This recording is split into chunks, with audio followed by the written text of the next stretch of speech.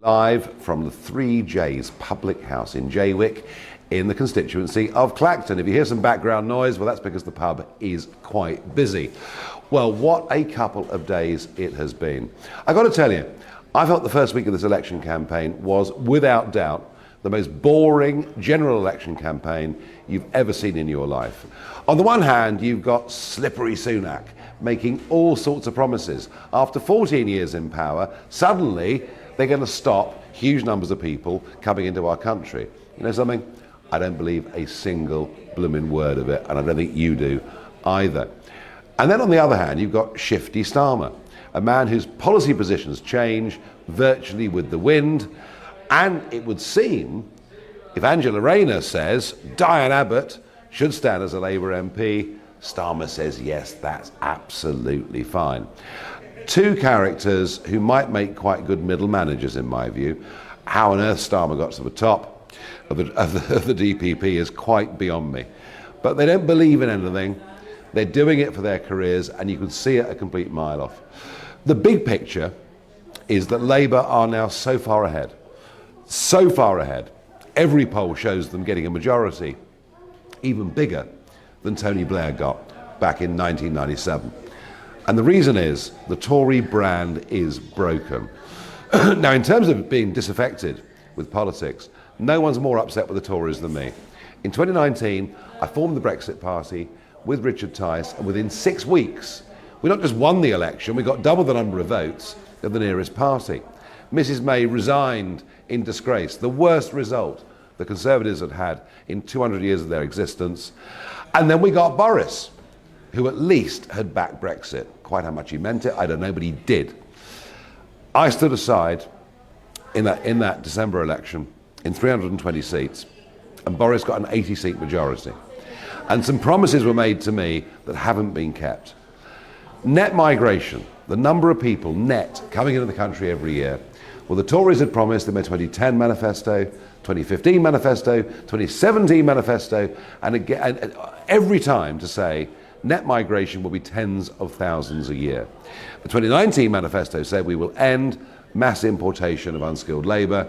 Do you know what the figures have been for the last couple of years? Well, gross, 2.4 million people have settled in our country in the last 2 years. Even the net figure is about 750,000 a year. It is a complete betrayal of the trust that I put in them, a complete betrayal of the trust that you put in them, and a complete betrayal of 17.4 million people who voted Brexit back in 2016. Now, I had been planning to run in the seat of Clacton, but I wanted a 6-month run-in to it. Sunak calls the early election.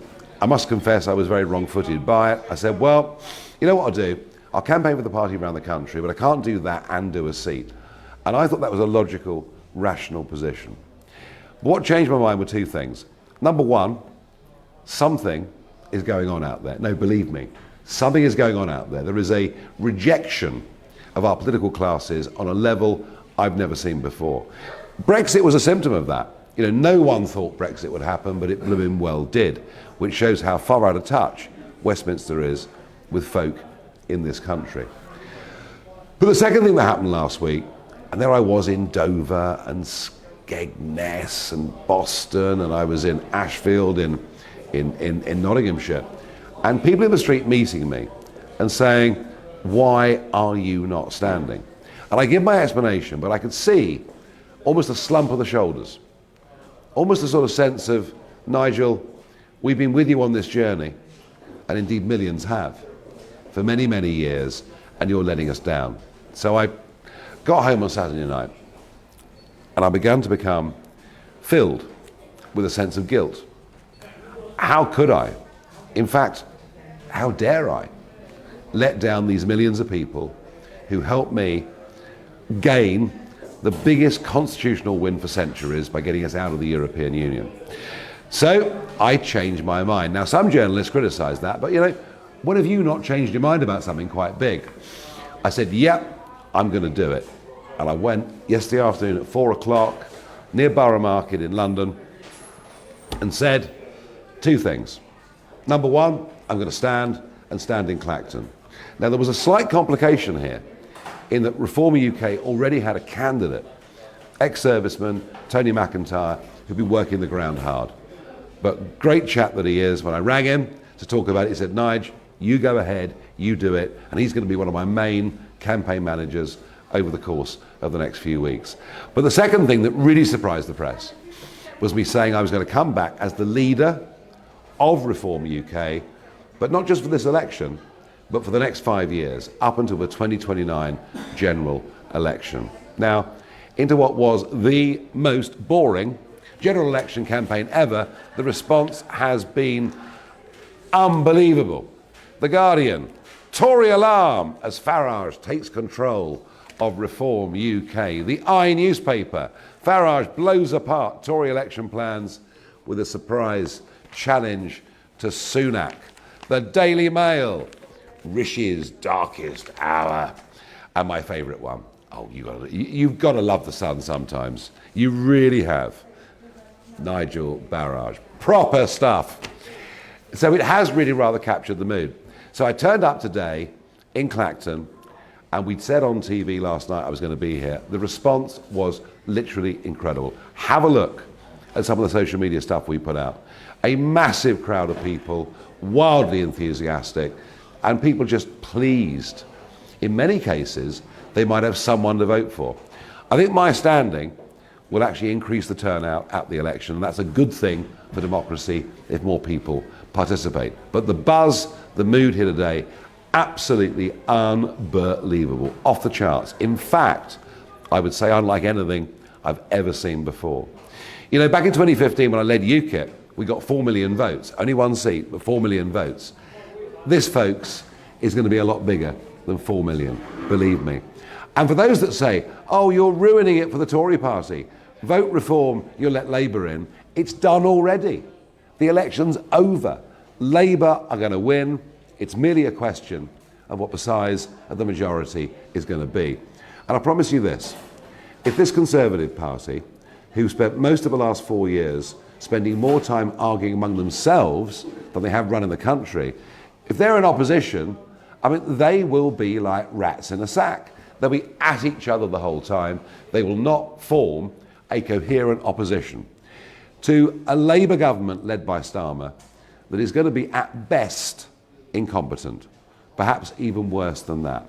Great British Energy, they're going to nationalise energy production and turn us all green. Well, I mean, goodness only knows what that's going to cost everybody. There needs, for democracy to function, there needs to be a proper, coherent opposition voice. And that is the short-term aim of Reform UK. To get a huge number of votes, to get a bridgehead into that parliament, to provide the voice of opposition. And if then some of those Conservatives who are actually on the right side of the argument want to come and join us, that is just great. We're not here as wreckers, we're here as builders. We actually believe that a country that looks after the little man and the little woman, gives them half a chance in setting up their own businesses, will be a better and more prosperous place for all of us. Right now, the only people with any sway over what happens in government with economics are the big, giant multinationals who, frankly, couldn't give a damn about community, society, the country. All they want is mass, cheap labour, and as far as they're concerned, to hell with the social consequences. So we're off. We're up and running. And I'll tell you what, something is happening out there. And it was very interesting that the Sun picked up that quote. Something is happening out there. It was a comment I made yesterday. They've chosen to run it as a major headline. It is. And I'm seeing it amongst young people too. Lots and lots of this Gen Z, unlike the millennials, who talk about work-life balance and work from home. A lot of these younger people actually want to work, want to do well, want to make money, want to have their own homes, want to have their families, and they find the world is really difficult for them. Well, not surprising, is it? Because with current levels of net migration, we've got to build a new house every 2 minutes in this country just to accommodate the numbers of people coming in. It's very tough for young people, even tougher for ambitious young people. Some, of course, choose just to, go on the social, claim they've got depression and sit at home and, play about the internet, smoke cannabis, I don't know, whatever they do. We've got to find a way. Those people have got to get back to work. Big employers must not be allowed to cheat mass foreign labour without paying some sort of penalty, and that's why we've talked about a tax on companies that employ large numbers of foreign workers. We are full of ideas, we're full of vim, we're full of vigour, and something is happening out there. People are rejecting this political class. Sunak's Conservatives, Starmer's Labour, they're both big state social democrats. This is a real alternative. And I've got to tell you, it's been pretty exciting out there today. I'm pretty bullish for what's going to happen in the next few weeks. I reckon this time next week, the opinion polls, folks, will look very, very different indeed. Now, I am taking some time out of the campaign. Well, not really. I'm off to Normandy in the morning. I'm going for the 80th anniversary of D-Day. I'm doing it because it is the last time we will have gatherings of people from Britain, America and Canada who were actually part of that D-Day operation 80 years ago. It's an event that is moving to the edge of living memory. I want to be there, and I'm going to be TikToking a lot because I've got a very big following of young people on TikTok. And here's a horrifying thought. Recent poll by the Commonwealth War Graves Commission showed that 52% of 18 to 34-year-olds didn't even know what D-Day is. That is a function of a failing education system, a function of a system that tells our kids what's bad about Britain. You'd think we were almost unique to inventing the slave trade. No one tells those kids the government spent more money getting rid of slavery in 40 years on the high seas with the Royal Navy than we ever earned out of it. They're told the empire is awful, everything is awful. Well, think about D-Day. If you ever get the chance to go to Normandy, go to the beach at Arromanches. That was known as Gold Beach on the day. The Mulberry Harbour that we built is still there, 80 years on. We were able and capable of doing remarkable things. I'm going, firstly, to pay tribute to those last survivors of that remarkable day and then subsequent, very expensive in terms of loss of life, campaign. But also going, because I'm going to be doing my best on social media to tell young people in this country what our schools have failed to tell them. And why has that happened?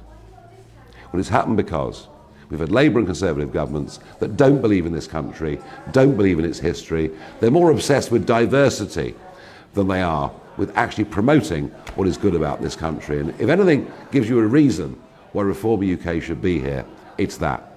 This is my first live social media update from the campaign trail. I will admit, if I look just a little bit weary, that's because I am, but you'll get lots more of these over the course of the next few weeks. And thank you for joining me.